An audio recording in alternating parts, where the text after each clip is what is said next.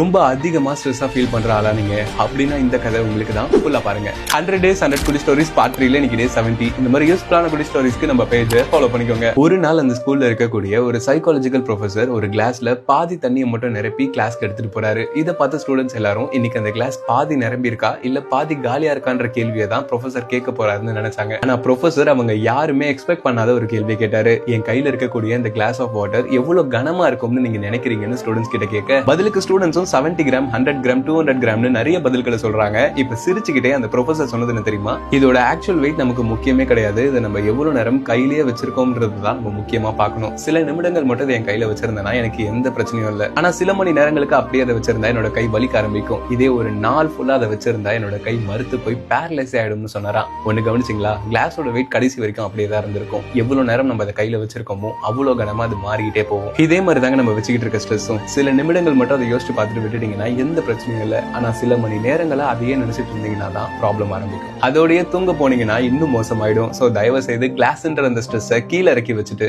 அடுத்த வேலையில கவனம் செலுத்த ஆரம்பிக்கலாமா? ஏன்னா வேகமா ஓடிட்டு இருக்க இந்த உலகம் யாருக்காகவும் நிக்காது. அண்ட் இந்த ஸ்டோரியை உங்க ஃப்ரெண்ட்ஸ்க்கும் ஷேர் பண்ணுங்க, அவங்களும் தெரிஞ்சுப்பாங்க.